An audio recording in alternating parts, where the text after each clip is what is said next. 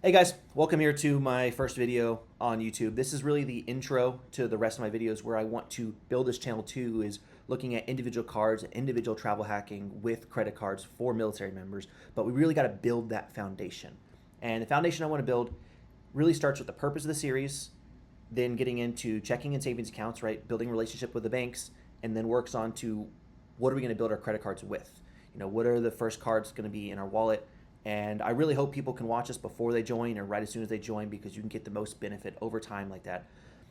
Really, the reason I got into it is I didn't have anyone talking to me about finance, especially credit cards. It's quite taboo in the United States, and no one really said anything. So when I started getting these credit card offers, being in the military with crazy high stuff, I know Navy Federal is the one I'm talking about here. Love them, great bank, but they are notorious for giving military members insane credit limits right off the rip.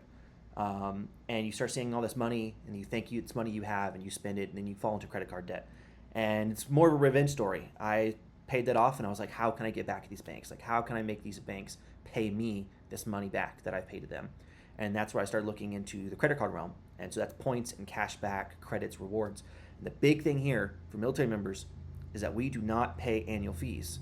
So these major banks, Chase, Amex, Capital One, Citi, they don't charge annual fees for military and spouses when they're active duty. And so that's one easy way you can punch them right back and start getting this stuff. So let's go right into the actual slideshow of what is the purpose, right? As I hit on before, finance is quite taboo. Understanding the specific benefits that we have is another big goal of mine so you guys can learn. And the other one's just make more money. I mean, fuck it, right? So set yourself success no matter what. 2 bullet points. I don't know why I had 2. Whatever. But even when you get out, I want people to have that, success, build up. Don't feel like it was a waste to join. No matter what your experience may have been in service, like I hope that people, feel like they do better afterwards. So what about the make more money? What does this 1%, 2%, 3% cash back even matter? So I put up a basic table, right, with basic time and rates for each of these, right? So E2, E3, E4, E5, and O1. What would 1%, 2%, and 4% back on your base pay look like? And I think when you put it in this perspective, it really, really makes sense. Even a generic 1% cashback card on everything for an E4 is going to be getting you, 2 meals, maybe 1.5, right? If you go out to eat, right? That's an extra meal that you wouldn't have had regardless. Or that's an extra $33 of savings that you can add up to the time that you want to take a flight or take a trip or go back home on leave or something like that, right? And you start getting into travel hacking and it can get, you can go about 4% back average if you really get into the credit card game and hack around. And, even for an E3 can be making an extra $121 a year if they are able to average 4% cash back on their basic pay. And the reason I didn't include your BAH is not everyone gets it and it's a little bit, it's dependent on your location.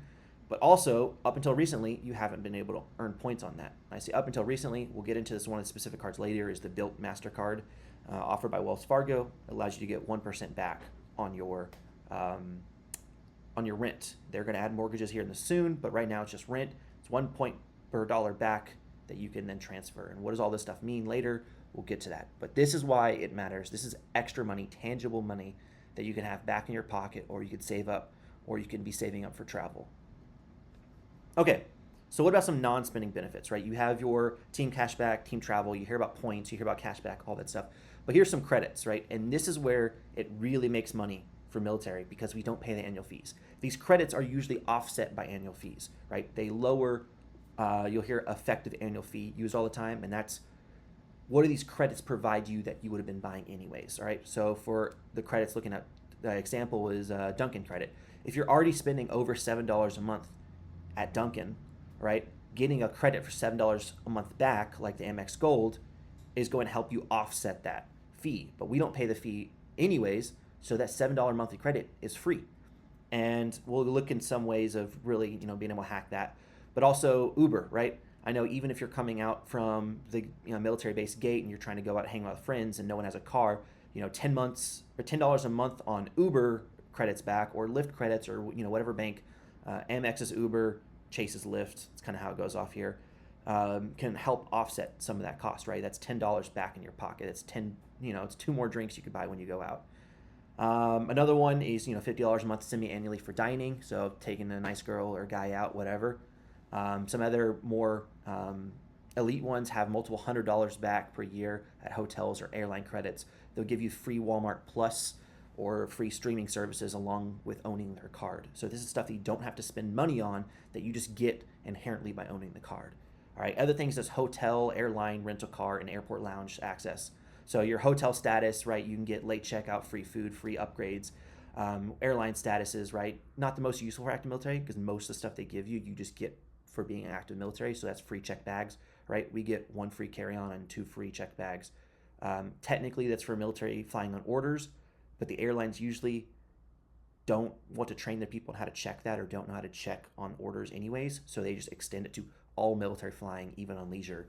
Saves them time and money because they don't have to check, and it sounds like a cool benefit they give to military, right? Other things with there is like priority boarding, but often, again, priority boarding for military in uniform. Usually most airlines just extend that to all military. I know a lot of people don't like getting up when they say, military boarding, because it just feels like you haven't earned it, or, whatever. I know what we all think on sometimes. So maybe the, generic priority boarding from having this status is better for you. Another thing is rental car status. So that's free rental car upgrades, right? If you want to go impress people, if you want to, rent a car when you go back home or something, so you can drive around and see people, or rent a car on leave, you can get priority upgrades and discounts and credits on rental cars. And the last one was airport lounge access, which is like the big wig everyone likes to talk about, the Chase Sapphire, the Amex Platinum, stuff like that, where you get these cool airport lounges that you can go eat in and stay at, and you're not with all the fucking pores in the airport, right? The other thing is discounts, and I put this in the non-spending benefits because you have these discounts whether or not you spend it, right? It's just if you decide to spend, you get a discount. And that's stuff like Amex offers and Chase offers. They're basically the same thing. If you go into the Amex or the Chase app, you can go through and activate these certain offers. They can be various things from statement credits to percentages off to membership reward or ultimate rewards points, right? So it'll be like, 5 times plus 5 points per dollar spent at, Chili's or something like that. Or, spend money at Top Golf and get 5% back or something like that. Another thing on there is Rakuten. Amex sponsored, or I don't know, they're in a relationship with Rakuten somehow. And you can get, instead of cash back from Rakuten, you can get Amex points that can then go to your travel. That could be a little bit more valuable than cash back, right? We'll get into the specifics later. But these are some of the benefits you can get from having these cards that, again, you're not paying for. Okay, let's see, again, more saving you money, right? So how can team travel, how can these points actually save you money? So each credit card has their own portal, and it's kind of like, think about like a Kayak or Expedia or something, but only for these airlines. And I say that because usually they use those as back end, right? The portals are higher priced, but it's a lot easier to spend your points. If you don't want to think about it, you just want to earn the points and you want to spend them, you can go to these portals. You just know in the back of your head you'll be wasting some, but if the ease of it is worth it to you, you can use these portals to directly pay for hotels, cars, vacations, and flights with your points. But the big thing is whenever you can transfer your credit card points to an airline or a hotel, right? Each credit card company has their own partnered airlines and hotels. So if you have a preferred airline, have a preferred hotel, you need to look at the list there and see what credit card is going to allow you to transfer points to them. So let's see an example right here. So this is if a soldier wants to go from Miami to Fort Savassos, right? If they're stationed up here in former Fort Hood and they want to go from the Austin airport to Miami, and I put in just for May 2026. Let's look at the Amex portal versus the Delta's website. So you see on the top there, Amex's portal, it's going to be $333, or you can use about 33,000 points. And you'll see they have a little big banner, right? Delta and Amex are kind of combined there. You get extra membership reward points and airline miles if you book Delta with Amex, and if you book it with your Platinum, you get access to their lounges, whatever. But let's go down to Delta's actual website and see how much they're charging with points for that. And the same exact flight, same exact day, and same exact Delta main cabin is almost 4,000 points less. If you're earning 1% back or 1 point back, that's an extra $4,000 you have to spend on your card in order to afford this one on the Amex portal, or $1,000 if you're getting 4 points back, whatever. Anyways, it's less money.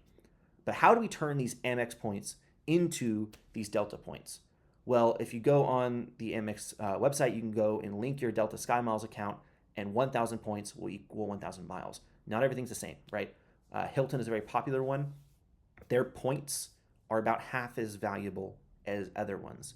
So for 1,000 Amex points, you can get 2,000 Hilton points. And right now they're running a special offer that you get an extra 50 or extra 25%. So 1,000 Amex points is 2,500 Hilton points. So just understand, look at your app, and Chase and Citi and Bilt and Capital One all have similar things where you can transfer between them to save money.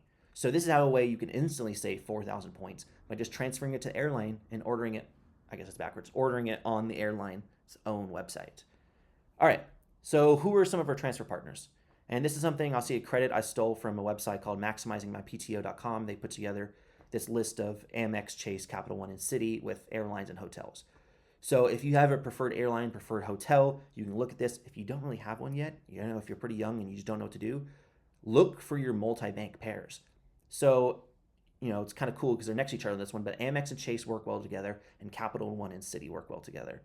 And if you look there, Amex and Chase, you see that they share KLM, British Airways, JetBlue, Virgin Atlantic, and Marriott Bonvoy, right? So if you're on the U.S. East Coast, or you're over there in Europe and you want to travel between Europe and the East Coast or something like that, a lot of these airlines have flights there, right? And then some of them also have U.S. counterparts. British Airways, I believe, is partnered with United, but I'm not sure. It might be United or American. But you can use those points for there, right? But this allows you to not waste money if you have both an Amex Gold and a Chase Sapphire Preferred. You can combine those points in these various airlines, KLM, British Airways, JetBlue, Virgin Atlantic. Also, they share Marriott Bonvoy on the hotel side. And one of the cool things is Marriott Bonvoy also has its own transfer partners, quite like a credit card, that you can transfer out of Marriott Bonvoy points into other hotels or airlines. And you can really find ways to snake it around to find the best deal and combine all of your credit card points into one airline or one hotel to really save money. So this is what I'm talking about when people say transfer partners. It's not exactly everyone. So this here will conclude the video. Any future videos that I have planned are military checking savings accounts, how to really, get access to these benefits early, how to get on your credit card journey, and then hopefully going on to specific credit card reviews. So make sure to comment to see what you'd like to see. If you like my video, if you hate me, if you want me to fucking delete my video and stop, please let me know. All right, you guys have a great day.